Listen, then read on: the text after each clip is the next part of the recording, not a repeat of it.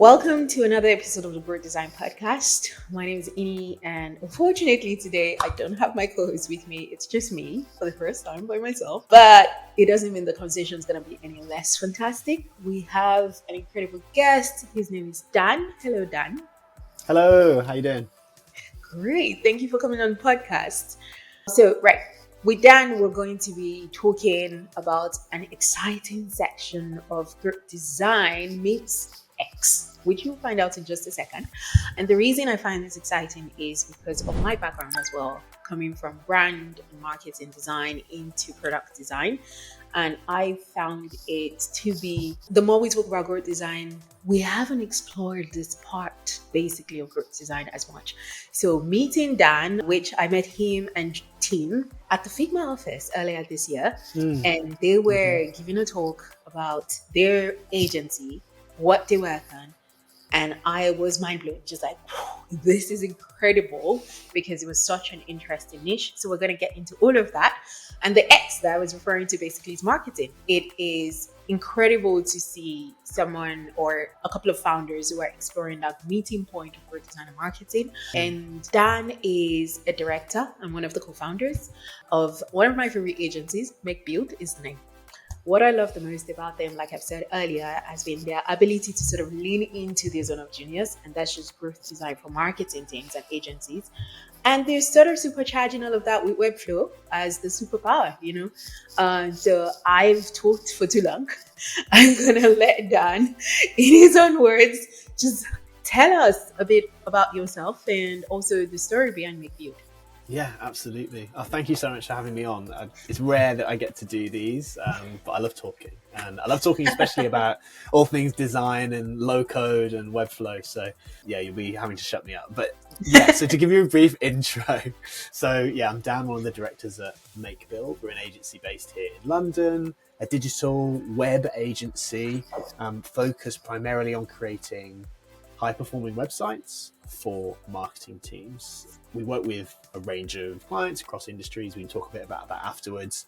But our focus is around just getting great design, simple development with low-code tools, and now increasingly growth and optimization of those websites. And we started MakeBuild 4 years ago. So picked a nice quiet time, nothing going on in the world, just, March 2020, just, nice and stable to start our agency. Yeah, just needed something else to occupy ourselves. And actually it was a bit of a side project while we met as teachers. We were teaching UX design at a bootcamp. And one of the things which kept coming up was actually our students were asking, what kind of platform should we use to create our portfolios? And Webflow had been floated a couple of times. People were using ReadyMag, people were using WordPress, whatever. And Tim, my co-instructor at the bootcamp, kind of said, well, actually, I've been dabbling with Webflow and it seems interesting. I don't know whether it's a bit overkill for a portfolio, but the idea started to percolate there around kind of using Webflow more extensively. Then we collaborated on some side projects, just a bit of freelance work, and then once we'd both left our role teaching, we just decided to kind of make a go of it. We had a really fun time working with each other. Tim's background's kind of, I would call him like a heavy hitter designer, kind of graphic design background, visual design, works in a font foundry. My background was a little bit more product design, I suppose. I was a consultant for kind of a big consulting company for many years, and kind of combining those two skill sets around designing in kind of product design and consultancies and designing in kind of small agencies and font foundries and all that stuff created a really interesting mix. And yeah, we've been going about 4 years now and really honed in that niche of helping marketers launch great marketing sites. That's incredible, honestly. And yeah, I can definitely relate to Tim's background. It's what I was saying earlier. Just coming from that visual graphics design background and transitioning into product design, and then for yourself, coming from marketing and graphics design background, and that's like super helpful.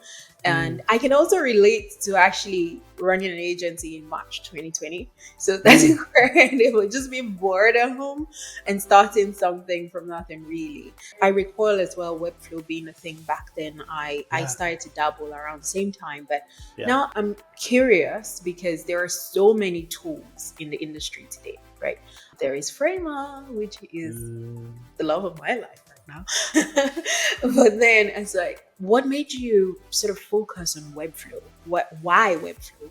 Really good question. And yeah, we get this question quite a lot because we have focused in on Webflow now. We call ourselves kind of a Webflow specialist agency. We introduce ourselves as a design digital agency, really. But our tool of choice is Webflow. And there's a few reasons. I think as a tool, it's come a long way. So when we started using it, it'd been around for a few years, but it's still a bit basic. It's come leaps and bounds recently. And actually, I was just at Webflow's conference in London a couple of weeks back, and they were talking about new features and the roadmap, and it's crazy how quickly they're moving the product on. So kudos to the team over there who are doing great stuff. So I think I might be porting back then. Well, maybe, and we have dabbled with Framer, and I think it's also an amazing tool, just slightly different use cases. I think for us, the main reasons, there's two. One is kind of the platform itself and how developed it is, and the other one is the business opportunity. So as a platform, it allows us to move really quickly from our designs into build. Previously, we'd use tools like WordPress. We've done some kind of more classic full stack kind of hand-coded stuff. We've built Shopify sites. We've done all this kind of stuff. And for us, it's a nice balance of being able to use custom code if you want to extend the site. But for a lot of the basics, it's drag and drop. You can create the site as you see fit, but it's also got some of those great features for designers, for design-led websites with their interactions and animations. And as a tool, there's just no infrastructure to manage. So one of the things about building websites these days, especially for big clients, is you might have to spin up servers and maintain plugins and all that kind of stuff in WordPress days.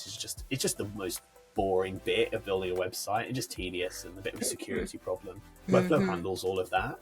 So as a tool, we think it's great.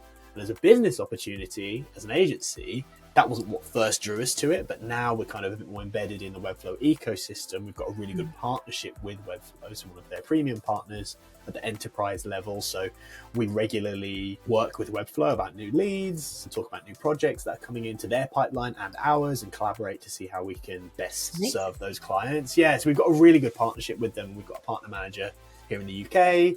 We regularly meet the Webflow global team, and it's just because it's a growing platform and a platform that's becoming more and more well known among kind of our core target market of those kind of marketers, head of web inside big, fast growing B2B organizations. It's a good time to kind of be on board, to jump on this train, because it's only going to get more popular and well known. So for us to be kind of a leading agency in the space is I think a smart decision, but only time will tell. It sounds like it. Honestly, that's really smart and incredible. Okay, I'm gonna spin this around just a quick bit. When you flip it to the client side, though, and this is more out of curiosity of also having that agency and sort of working with clients, what does that end goal with Webflow look like for you? Because is it a case where you've worked with the clients and you sort of hand over the website to them? Because this is why I said, if it's gotten that good, I might come back.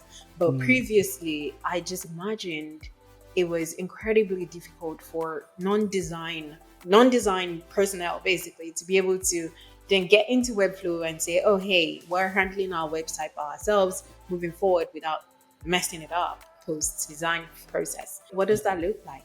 Yeah, it's a good question. And without this being kind of a Webflow advertising call, they're not paying me to be here. But one of the good things, again, to come out of the Webflow conference this year was they've added this new mode called kind of the marketer role within Webflow that allows users to drag and drop pre-built elements onto a page. So a designer can go and set up components inside of the context of, say, a landing page template, and then a marketer can come in, marketer role, call it what you like, in build mode and say, I want to build a page using these pre-existing blocks.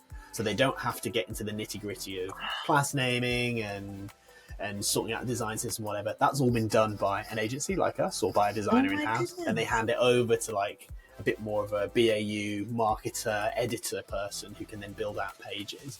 And that's just for kind of static pages. Obviously, you've got the CMS kind of component for blog posts, news articles, that kind of stuff. They've always been quite easy to edit. But now increasingly, it's easy to build these kind of modular pages and move components around. So yeah, we're really, really happy with the direction that Webflow is taking the product for these kind of slightly more longer term. I can manage the site myself. increasingly we're finding that marketers are feeling empowered to go and build landing pages using these pre-built components, which is great, but they do want us to have us around. They like having us there as kind of a bit of a fallback, like having us there for kind of the more visionary strategic stuff. So if they're building a whole new site or a whole new set of pages, or they're adding a new bit of functionality to the site, that's where we'll come and help with, on a retainer basis. We'll help them and be there to answer questions and provide support and strategy and create new components for them. But for the day-to-day, for making small edits, for rearranging blocks on a page, for running a quick experiment, that's often kind of on the client side now. So it's a nice balance, and it means that we aren't doing the day-to-day typos and like, can you swap this image out? Like, they can handle that. But what we can do is help with the more visionary stuff that really moves the site on.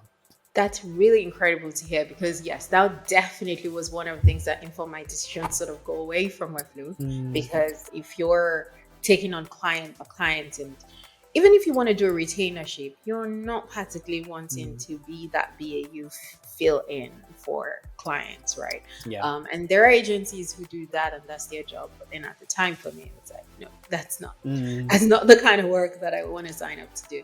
Okay, so still speaking about clients, so what kinds of clients and industries do you typically work with? Yeah, it's a good question. So we don't have a specific kind of industry vertical, but we tend to focus on a specific type of kind of target clients. We like working with, like I said, kind of head of web, head of marketing teams that are kind of reasonably well established, usually at least 2 or 3 marketers in a company, inside kind of fast growing funded companies. And they can be early stage. Some of them are that we work with kind of more kind of on the smaller side, but we also work with big global established brands. I think the key thing is that a website has to be a real priority for them, because if it's not a priority for them, it's less exciting for us to work on. The stakes are lower, and also there's typically less investment that they want to make in it. We're definitely not the cheapest agency. We want to bring value, so working with clients where they really value the website, where it really is a growth driver, it is kind of our sweet spot.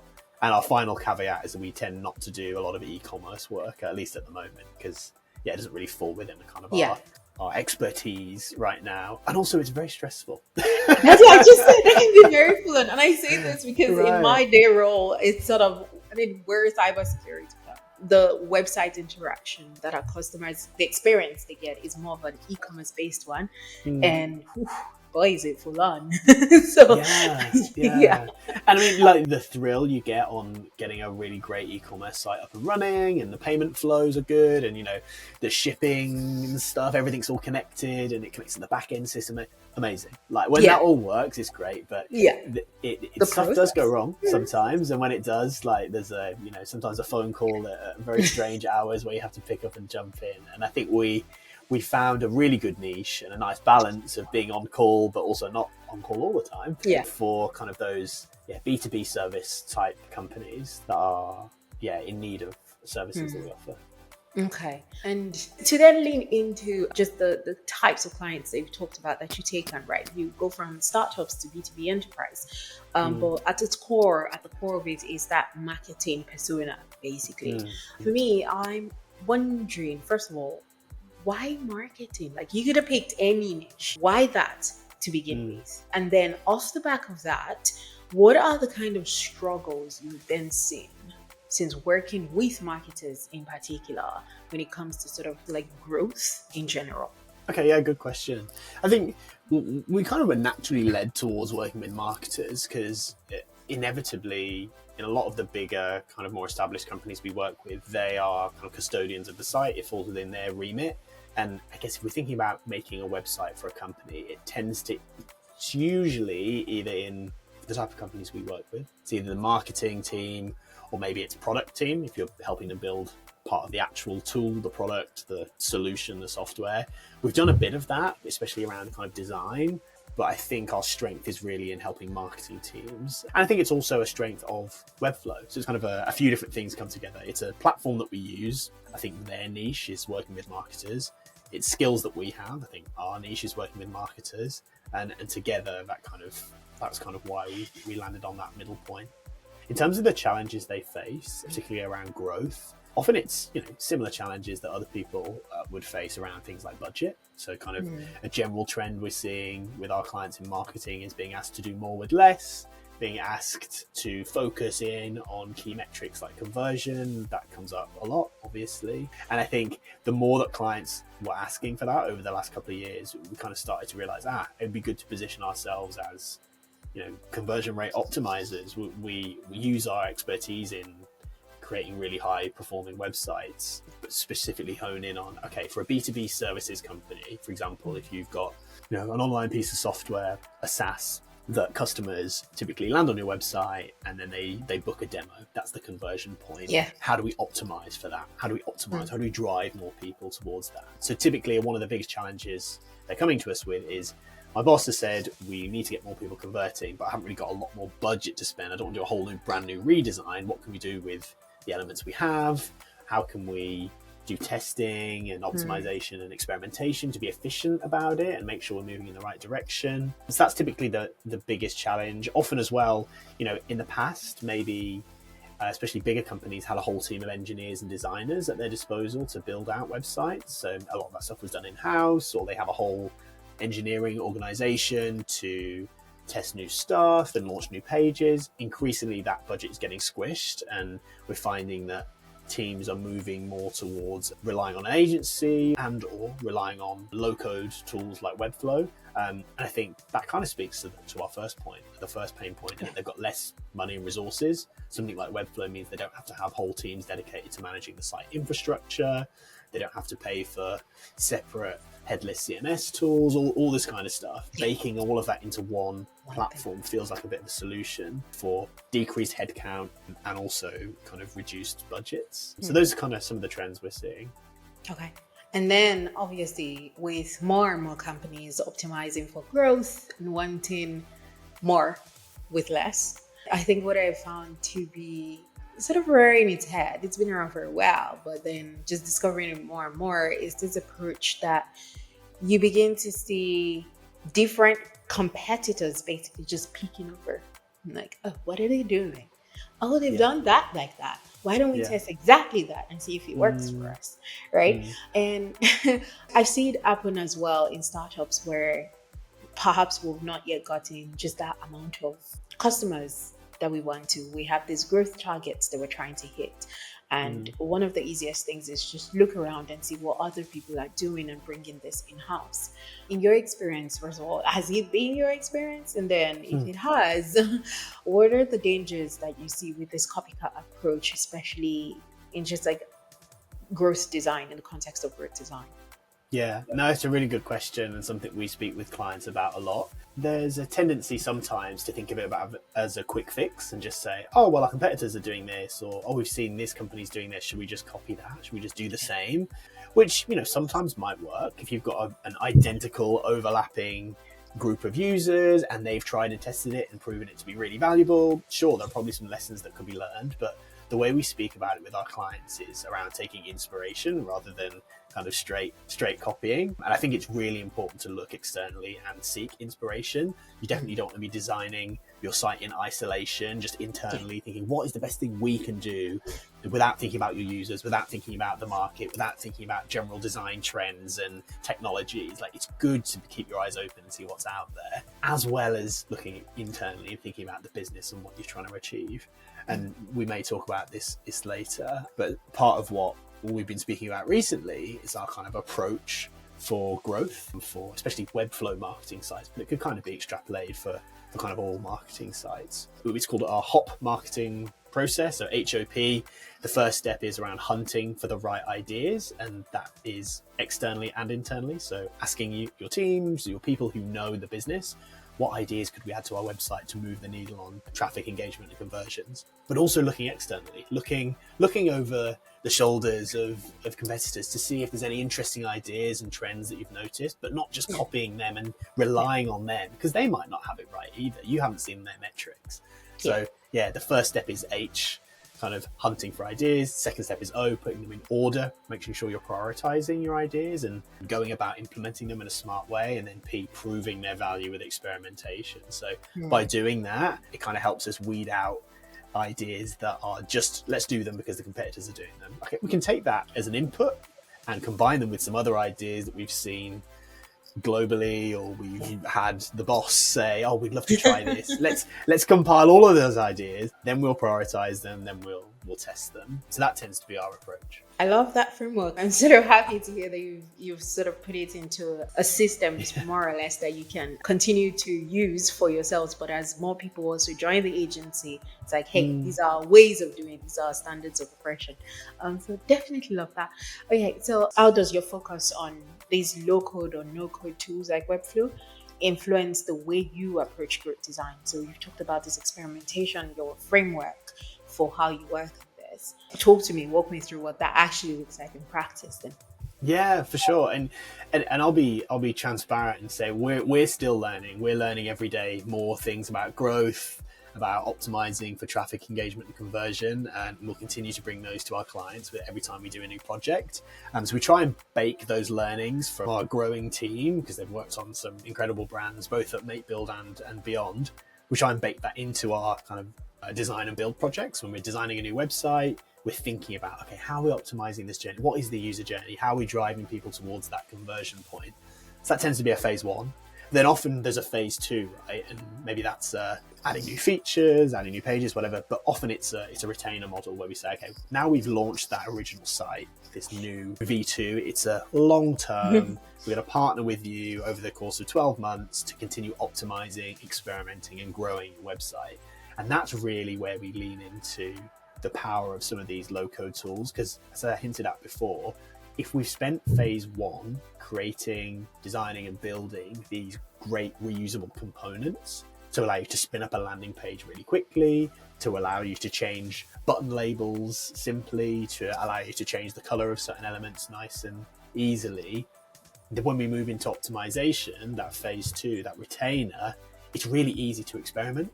And Webflow is getting even easier to experiment. Now they've just launched their optimization tool, so Webflow Optimize. It's kind of kind of in that same space as an Optimizely or VWO, but I would say maybe even more powerful, partly because it's integrated directly into Webflow, which is great, but also they've got some AI secret sauce in there, which will allow you to run an experiment, and then before you even get to the end of an experiment, if it detects that one of your ideas is performing better, it will start shifting more traffic that way. That's amazing. Kind of getting the benefits of that earlier. So yeah, it's really cool. We're still onboarding and getting up to speed with optimizing. It's a really new tool, but yeah, excited to work on it with some of our clients. Okay, all right. Look, see, we know that the one thing when it comes to agencies, it's like, it's another design agency, okay? Right? Like there's so many design agencies in the world today. What has your experience been when you and Tim have sort of tried to say, look, how do we stand out in this industry that is very saturated? Yeah, that's a really good question. And I think we get a lot of questions on this from junior designers, people starting agencies, but also, again, we're still learning. So, always looking for mentors who have trodden this path before. The way that we've been able to stand out is partly by selecting a niche by platform. So by saying we're a Webflow specialized agency, that's been great, because I think by showing that commitment to Webflow, they've showed a commitment to us, and we regularly kind of share leads and talk about interesting projects that we could collaborate on with the Webflow team. So that's been great. I think the second one is just generally around kind of putting yourself out there and speaking and being visible. I think not enough agency founders in particular are out there doing it. A lot of agencies, if they're doing any marketing, will be putting out, here's a project we worked on, here's another project we worked on, here's a case study. And that is kind of the classic path. And I think it's great. If you catch somebody at exactly the right time that they're looking for a project that looks like the one you just did, great. But I think increasingly we're trying to build a little bit of an audience now. It's part of the reason why we launched our growth practice, Flow Growth, and our platform, Flow Growth Club, where people can sign up for a newsletter and they get sent new growth ideas that you can try on your website every month. Part of the reason is to build up a bit of a following, build up a bit of an audience, an email newsletter list, right? But also on LinkedIn, like I'm recording videos, I'm putting content out there. I'm kind of making it my mission to speak at every Webflow community meetup in the world, maybe in the next few years. Like I've been to, I think this year we did Tokyo, London, Manchester, and a couple of others. And I'm just trying to just put myself out there. So anytime there's an opportunity, why not? Because it works for us in two ways. One, you never know where your next client's going to come from, but also you never know where your next collaborator or team member is going to come from. We're always kind of looking to expand the team, and even if it's just on a freelance basis or just collaborate with on a one-off basis with interesting designers, developers, and growth marketers increasingly from all over the world. So it's a great opportunity for us. So I think being visible and putting yourself out there is a great way to kind of make yourself known. In terms of specialization, picking that platform of Webflow has been really powerful for us. And the other thing that we've done to kind of make ourselves stand out is really lean into our experience. So Tim, my co-founder, and I both spent a number of years, Tim at smaller agencies and then at Accenture. I spent a number of years at Accenture, big, kind of corporate beast. I speak very fondly of my time there because I actually had an absolute blast. I learned a ton, but I think it gave us a certain kind of rigor and process and way of just approaching projects that I think maybe positions us as slightly unique compared to others in the industry. There's lots of people who've done big agency work too, so we're not completely unique. But that mix of, you're a Webflow agency with a background in consulting and design rigor and interest in design thinking and UX. That is quite an interesting blend. And then going out there and talking about it, that's been quite powerful. No, I can understand that absolutely. I think, especially like I said, it's saturated. Finding what is your zone of genius is very important. When I ran an agency, it was my law degree I leaned in, so we're design and legal. And that was fantastic because for many clients, they obviously needed legal help, right? Yeah. In figuring their contracts out from like websites. You're building a website, you have your privacy and policy, you've got your website terms and conditions. Those are contracts that have to be updated and just kept in line and things like that. And even just like contracts of work with potential clients that they go on to get this type. So it's always very important to think about that. But then you also mentioned a point that I think it's worth sounding out as well, and that is the importance of understanding processes when it comes to working with clients. And it's one thing for you, like for anyone who's listening, it's one thing if you're freelancing by yourself and you it is important to have processes at that point as well. But then once you begin to move into an agency type of mindset, the stakes are slightly different. And having those, what we talked about earlier, is the SOPs and just defining your ways of working, defining your ways of communication with clients, defining how we work, how we get things done, how we communicate with clients, what is the cadence of communication, how do you keep that loop going, all of these things, which, like you said, you learn from your time in consulting at Accenture and things like that. It's so important, and I think those types of information are actually available on the internet. So please do your research if you're listening to this. But yeah, I just thought it was a very important point to note. Now, you and I have talked about flow growth, right? And I had the wonderful pleasure of taking a sneaky peek at the page before it went live, which is really incredible. And I loved every bit of it, quite frankly. I think it's a fantastic resource. But thank you. I'll let you talk about it. What is it? What problem does it solve? How did you develop this? What did you see in the industry that you thought, oh my God, this is something definitely that should be out? Yeah. Oh, well, thank you so much for the kind words. And it was great to get your kind of sneak peek on it. And we had a couple of other folks in the growth space, the design space, and the marketing space just kind of get their eyes on it, because you guys are the people that we want to impress and we want to lean on to make sure we're keeping us honest, right? That this is the right kind of content. Okay. I very much appreciate that. So flow growth is actually the kind of the overarching name for our growth work. So whenever we're doing kind of growth work, optimization, and the resources and the services we offer under that banner, we tend to call that's flow growth by MakeBuild, just to give it a bit of a name for now that we're testing out. And then within that, the first product we launched is called the Flow Growth Library. So that's what you saw. The Flow Growth Library is basically the culmination of many years of expertise and interest and working with clients on growth. And it's basically a free compilation of growth hacks, if you want to call them that, proven to drive traffic, engagement, and conversion on your marketing site. So the way we formulated it is there's a website. So you can go to flowgrowth.club. You can have a look at all the ideas there. And we've kind of grouped them by either traffic engagement or conversion. And it's just meant to be a source of inspiration. As I mentioned before, we have that kind of 3-step process, HOP. You start by hunting for ideas. So it isn't just about getting ideas and then just doing them all. But the first step is just exposing yourself to ideas, getting inspired. So we thought we'd compile them together, put them on a website. And we also added a newsletter. So to get access to the full list, just pop in your email, and then every month we'll share some new ideas. We're going to keep regularly sharing inspiration as we come across. Some of those bits of inspiration will be from sites we've worked on. Some will be from others in the industry that are doing great stuff. But it's just about kind of raising awareness of the importance of growth as a practice for us as MakeBuild, but increasingly for our clients. So for example, we've got one in there that's like add an exit intent pop-up to your website to help drive engagement. So one of the ideas there is, you've seen this, I'm sure. It's kind of annoying, but you move your cursor to the outside of your browser window, and a little pop-up comes up saying, it looks like you're going to go. Like, have you thought about this? And obviously, it's important that you test it. And we're not saying this is good for everybody in every industry, but we found it can be helpful to recover users who are about to disappear if you give them a compelling offer or a reason to sign up. But rather than just saying, go and add an exit intent pop-up to your site, we just explain what it is, why we found it to be helpful, why it works, and also some best practice and consideration. So if you are going to do it, don't overuse it. Don't add it to a page that you've got a ton of other pop-ups and annoying things there, because you're gonna really annoy people. And also make sure that if you close the pop-up, you save that and you don't keep showing the pop-up again and again. So kind of compiling this knowledge that we've come across, this general best practice that we've learned, we're still learning too, but just kind of centralizing that. So we didn't see kind of a combined resource focused particularly on marketers, because a lot of this stuff for growth designers will be like, this stuff's already in the toolkit, I've used this stuff. There may be a couple of ideas in there that are fresh, but for the most part it's more of like a reminder.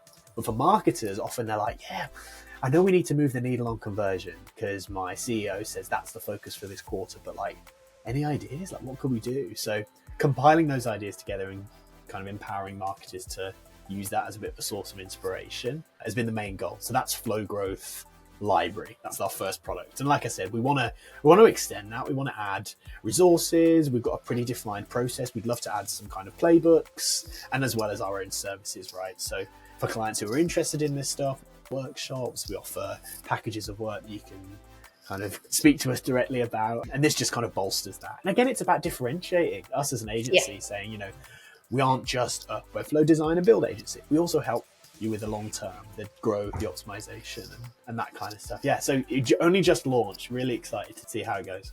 It's incredible. And I think what I especially love about it is what you said. For us growth designers, we have growing number of resources around these things. So you've got growth design, for example. You've got mobbing. Newest one, A/B tests.design. Although I would say be mindful of those, because a few of those experiments are actually quite outdated and not really from the source of the company. Well, there's one that's been particularly pulled out around Pinterest, I think, and someone from Pinterest has sort of said, no, that experiment actually they got the answers wrong of what actually worked. Right. So just sort of be mindful when you're using these tools. But I do appreciate the effort around it, where it's like a curated resource where people can continuously go to for inspiration, because it's just important for us to not necessarily, otherwise you're looking for ideas and you're actively going to 10, 50, 11 websites to be able to get a sense of, maybe I want to test this, but you don't understand the intent behind it. You don't understand what the outcomes were when people tested it. You don't understand why they made the decisions they made around this thing that you're looking at on the front end. So absolutely love that. I'm excited to see what you guys do with it and how it evolves. So fingers crossed and rooting for you. Right. Okay. So let's talk about UX principles. You mentioned and referred to user journey mapping earlier, persona development in your marketing workshop. I have not heard of that in marketing workshop before. So first of all, when you first introduced it, how did clients respond to this? Yeah, good question. I think in general, just taking a step back a second, just how we work with clients. Obviously, we started in 2020. It was very much remote first, we were all async, all that kind of stuff. And we lent into that for a while, particularly when it was just Tim and myself running the agency. But it kind of conversely, as we've got bigger as an agency and we're taking on bigger clients, we're almost leaning more into face-to-face where we can. So we only meet as an agency a couple of times a week for kind of co-working. But where we can, we try and connect face-to-face with our clients. And a big part of that is early on in a project is around doing workshops. And recently we've focused in on this concept of a growth workshop, where we ran one a couple of months back actually for a client that went really well, where we brought in the kind of the marketing team and we said, let's actually apply some user-centered design principles. Let's apply some lessons from the world of design thinking, some of those tactics, those activities, card sorts, persona mapping, user journey mapping, competitor analysis, like some of those things that maybe they're not doing on a daily basis. Maybe they've heard about it because marketing, design kind of adjacent.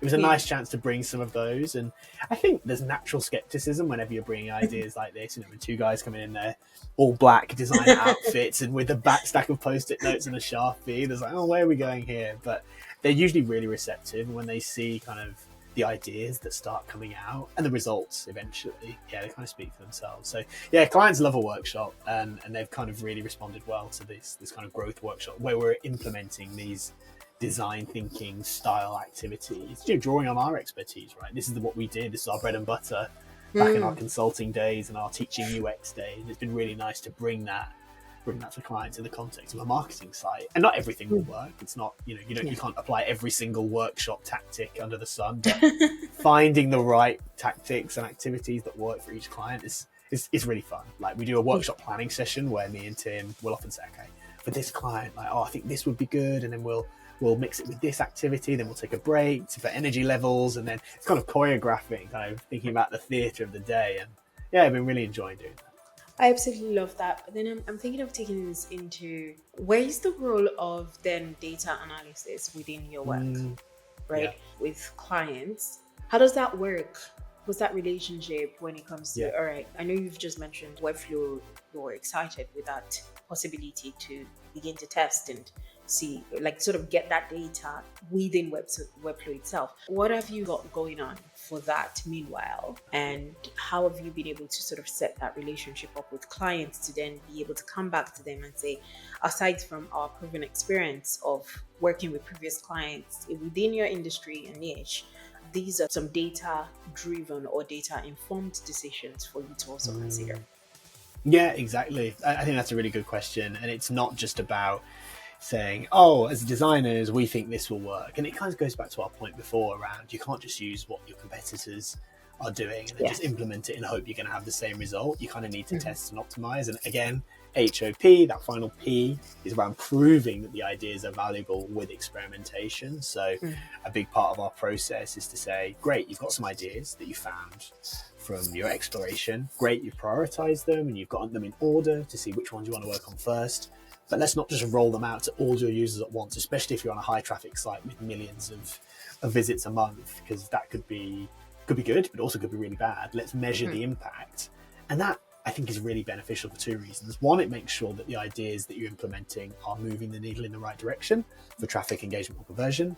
But also, it helps prove your worth as a client, like within your organization. Look at this amazing work we've done. We've helped move the needle on conversion by 2%. That's us. Amazing. But it also looks good for us if we can prove that, okay, you guys are on a 12-month retainer, coming up to renewal. Do you think you'll keep working with us? Oh, well, yeah, you helped us drive loads more conversion, and our technical SEO has improved, so we're getting more traffic through to the site from Google search. Like, it's a no-brainer. The amount we spend on you is much less than the value we get in new sales. So I think there's loads of reasons why it's really important. In terms of the how, thankfully, the optimization toolkit of software stack is pretty well established. There's loads of different tools out there. We're really excited about Webflow Optimize because it allows us to bring more into that Webflow ecosystem and just do it in a more seamless way. But right now we're using tools like Optimizely a little bit, although some of our clients are moving away from that now. VWO to a lesser extent.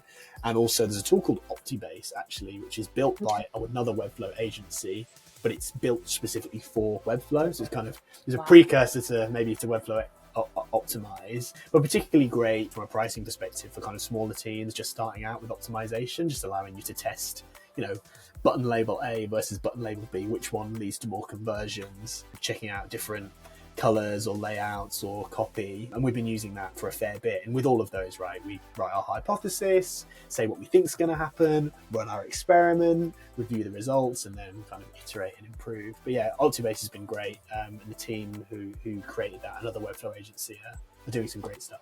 Great. And with your background coming from UX, I wonder, how has taking a marketing focused approach to growth design, how has it been so different from when it's a product focused approach to design? Yeah, what are the unique considerations for each, and then the challenges you potentially have with each? Yeah, good question. I think we did a lot of work when I was in my previous roles in UX. A lot of it was actually focused on like internal tooling. So a lot of the products we built were for clients, like big global well-known clients, but a lot of it was internal tools, so a bit less of a customer focus. So actually conversion and growth, even to a lesser extent, was kind of less of a focus on what we did previously. It was more around creating the design system and doing our user testing to make sure it's usable and understandable, but it was less around kind of saying, we've got these business goals that we want to achieve and these conversion metrics that we're trying to improve. So maybe it was a little bit less ambitious, whereas I think these days with marketing sites and that being our main focus, there's a real focus on the website being a big source of revenue, and therefore anything we can do to improve growth has a material impact on the business. So maybe the stakes are a little bit higher these days, or I find it. I mean, I find that as well within product design, there has been an increased trend in visual focused product designers, or just that visual craft has taken the industry by storm as well. So it's not so much sort of abandoning your product design background. It's more just, okay, yes, you are a product designer, but that visual craft is now just as important, because I'm finding that more and more companies are beginning to take an approach of their website being a product, literally. And so, it definitely is a signal within how the world of design is shifting as well. And I love that. I love seeing kind of that visual craft kind of coming back. And I think within our world, within kind of marketing site design, increasingly we're having clients come to us and say, okay, we're launching this new product, or we're doing a launch week for this new set of features we're adding to our SaaS. We really want to make a splash. We want to trend high on Product Hunt. We want to make headlines, whatever. What can we do to make the site like really exciting? And I think something that one of my clients said to me the other day, which I thought was really insightful, was, it actually doesn't matter if, for this particular campaign, it doesn't matter if it doesn't necessarily hit the target customer within an organization straight away, because actually if it's compelling enough, if it's really exciting and visually impactful and inspirational and just really fun and interesting to look at, it'll get picked up by somebody in the org and it'll float around a bit and people share it on Slack and, have you seen this? And you should ping this to so-and-so in the finance team, because actually this looks like a good tool for them, but it caught my eye because the visuals are great. So kind of seeing these sites as a product but as a bit of a canvas as well for visual exploration is really interesting. And it's fun to kind of see agencies putting out just really cool, like visually impactful work. And we aspire to bring that to our clients wherever we can. I love that. And fun fact here is, as you were speaking, talking about how just this growth of it popped into my head just a lesson from years and years ago when I did trends forecasting in one of my fashion classes. And it was interesting to note that across design in general, which I love that I've explored the breadth of design as like interior to fashion to software design. But regardless of what the discipline of design is, there are actual economic factors that tie into when the world demands more visually creative designs. And oftentimes it's typically when there is a downturn in economic standards or just like there is a recession or just things are not that great. Many times design shines because of that inspirational, aspirational part of it. And I feel like that is, with all the economic chaos that we're experiencing as well, we're seeing that turn towards just people wanting just more of a visual. Because for example, Intercom's website when it was launched, right? Yeah. And how that was such a huge wow, and just like created this aspirational feel for people to look at that. I aspire to that. I want to do that. I want to create Yeah. something that is that visually impactful.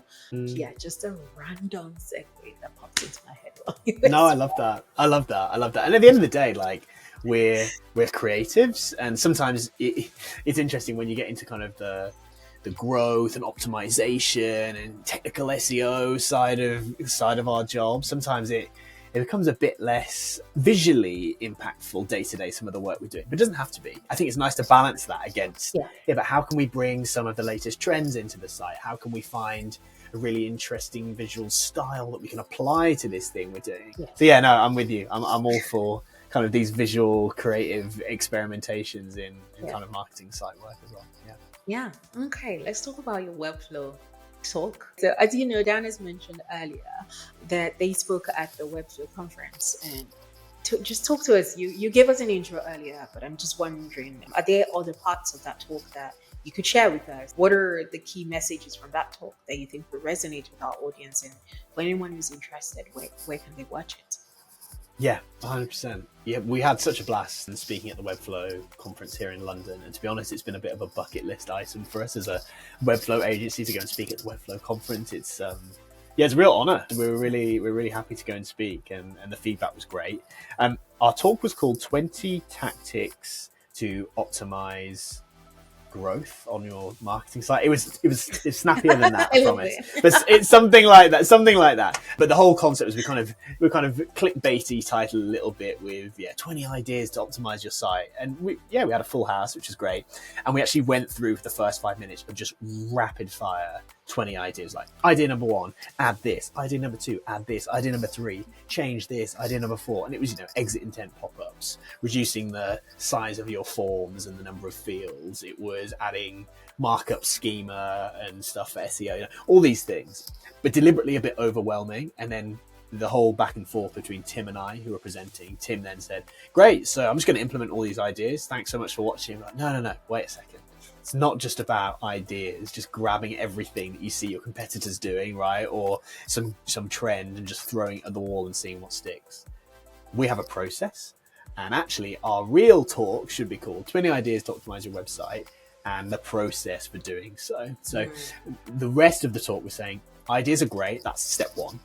H, hunting for inspiration. Then it's about a bit of prioritization. So working with your business colleagues, working with your stakeholders to figure out, okay, we've got 50 ideas here. We can't just do them all. What's the most impactful one? Ranking them based on impact, confidence of business impact, and ease of implementation. So ICE, how should we rank these ideas? And then finally, P, let's prove that they work through experimentation. So we kind of took you on the end-to-end journey of being inspired, prioritizing them, and then actually testing them and just giving a high level overview of how that process works for MakeBuild and how we've done it with other clients, but also giving you that kind of the nice takeaway. So even if you got nothing else, you did get a couple of ideas and stuff. Jot down, exit, pop up, whatever. You can take that away for free. But hopefully the message we left people with was it's not just about the ideas, it's also about the process. And as we said, I don't think a lot of agencies in the Webflow space have really lent into that kind of growth design optimization kind of space just yet. So it's been nice to kind of do a bit of education really and kind of show people how we do it. We're not saying it's the best way, it's the only way, but for us that approach has been really powerful. Absolutely love that. As you were speaking, so I'm actually speaking at a conference next week Friday. So it's my first one. So I'm like, oh, okay, ideas. All right, thank you. Yeah, please. Oh yeah, and to be clear, the conference is up on the Webflow site now, and also I think it's on YouTube somewhere, but I think it's like we'll find. So if you go onto Webflow, go and check it out. But yeah, please, like I love it when people take inspo. We took inspo from other people's talks to create this one. Yeah. I love giving talks and hopefully get to do some more in the future. Good luck with yours. Thank you so much. No, that's amazing. Yeah, I've also just been leaning more towards that. It's sort of what we were talking about earlier. It's why I do the podcast as well, because I'm nosy as hell. I want to know what other people are up to. But then beyond that, it's also how do we continue to craft this resource and like just curate different groups of resources across different areas that designers might either have less access to resources in them or just struggle to find the right kind of information around that. So yeah, I've been leaning Yeah. more towards that. So yeah, we're gonna be global like it. Love it. I love that. Yeah. Right. We've had such a great conversation so far. I'm curious how you see the no code, low code movement impacting the future of design in general, but then also within growth. Yeah, I think no code, low code, love-hate relationship with that name, to be honest, because increasingly we do use a fair bit of code, but it's more about visual development, I think is what people are calling it now. I love that. And to be honest, I call it no code, low code, so that's my fault as well. But I quite like this idea of kind of visual development, because you're designing and building, you're creating your website kind of visually rather than having to separately sit in a code editor and then go and check in your browser and hope it turned out all right. So yeah, we're doing a lot of stuff around visual development, and we're seeing more and more clients, big kind of global brands, lean into using visual development for their marketing sites. I think how it impacts the future of growth design, it allows for iteration a lot more quickly. So a lot of the clients we were working with before they moved to a tool like Webflow, they were doing experimentation, they were doing optimization, but often it was a case where maybe a marketer would have an idea or have a hypothesis that they want to test. Then they have to work with a developer who then implements that experiment and then sets it up in Optimizely or whatever. And they create this whole long workflow. And then a week or two later, okay, we're going to put the experiment live and see what happens. Yeah. With something like Webflow, with visual development tools, Framer as well, I'm sure, if you're using an optimization tool alongside it, you can move so much more quickly. So a lot of our clients, they'll say, oh, we want to change the button label on the book a demo link on our hero. Can we try that? I'm like, yeah, sure, we can set it up today.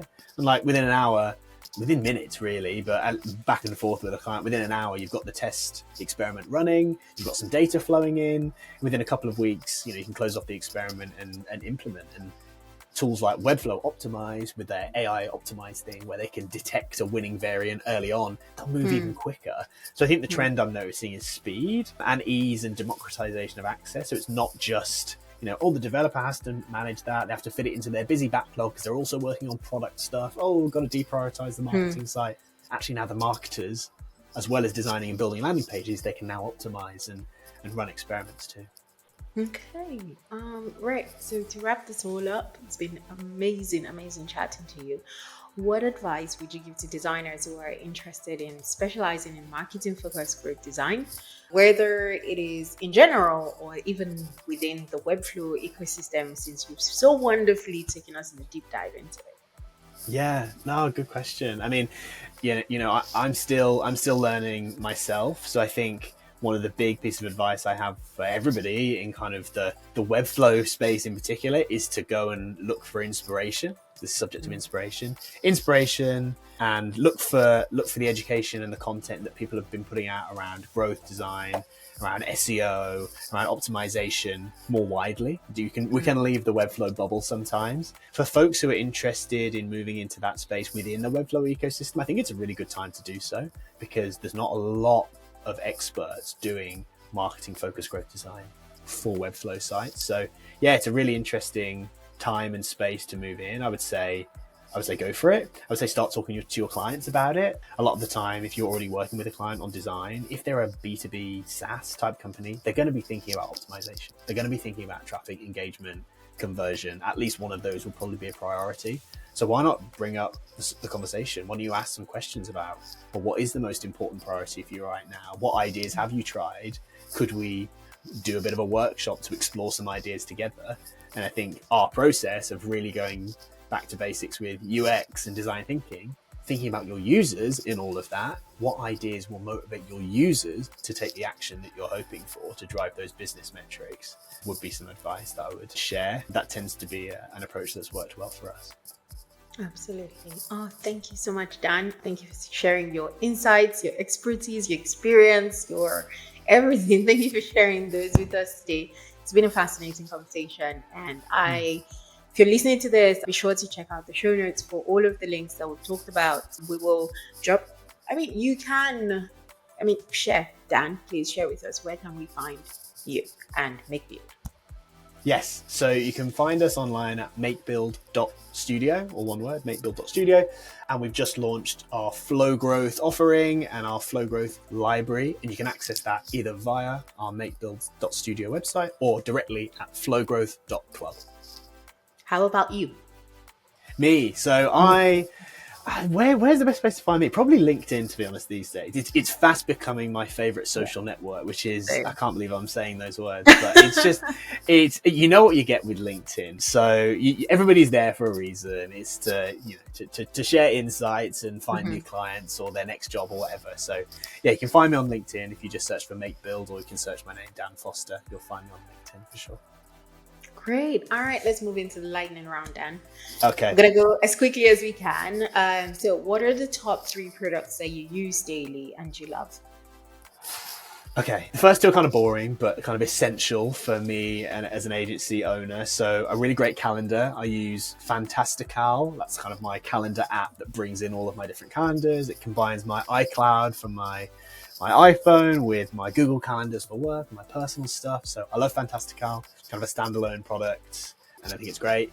I love Notion. I use Notion every day. I don't know if we were just talking about digital products here, but I've gone down the digital product route because it's a digital design podcast after all. So Notion I love. I use it to organize like my entire personal life, but increasingly my work life as well. We have kind of our project backlogs on there. We have dashboards with clients on there. We manage our finances on there. So I love Notion. And then a real physical product. I love the e-bikes that you can now just rent kind of by the minute around London. I find it a really great way to get around, try and avoid the tube where I can.